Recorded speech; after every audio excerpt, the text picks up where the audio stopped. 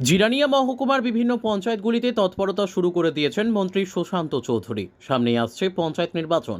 এখনও দিনক্ষণ ঘোষণা না হলেও অগাস্টের প্রথম দিকেই নির্বাচন হবে ধরে নিয়ে প্রস্তুতি শুরু করে দিয়েছে শাসক দল বিজেপি।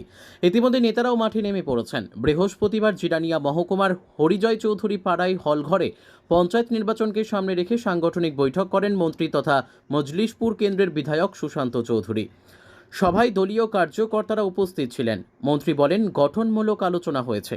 পঞ্চায়েত নির্বাচনের পর নতুন যে বোর্ড গঠন হবে তারা যেন মানুষের আশা আকাঙ্ক্ষা পূরণ করতে পারে সেই দিশাতে আলোচনা হয়েছে বলে জানান তিনি।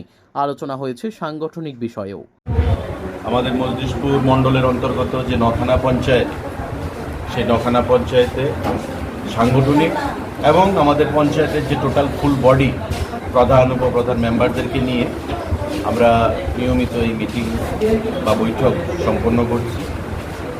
ইতিমধ্যে আমরা 4খানা পঞ্চায়েতে বৈঠক সম্পন্ন করেছি গতকাল পর্যন্ত, এবং আজকে আমরা হরিজয় পঞ্চায়েত, যেখানে জাতি জনজাতি জনগণের বসবাস, সেই হরিজয় পঞ্চায়েতে বৈঠক সম্পন্ন করেছি।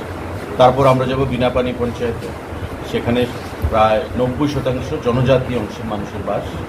সেই পঞ্চায়েতে আমরা বৈঠক করব এবং এই বৈঠকের মধ্য দিয়ে আমরা আসন্ন যে পঞ্চায়েত নির্বাচন, সেই নির্বাচনকে সামনে রেখে একদিকে আমরা সাংগঠনিকভাবে তৎপরতা দেখাচ্ছি এবং পাশাপাশি বিগত 5 বছর আমাদের নির্বাচিত যে পঞ্চায়েত বডি তারা জন উন্নয়ন যে কর্মসূচি গ্রহণ করেছে, এই এলাকায় জনগণের যা চাহিদা এবং আগামী দিনে অ্যাকশন প্ল্যান কী হবে সেই বিষয় নিয়ে আমরা আলোচনা করেছি।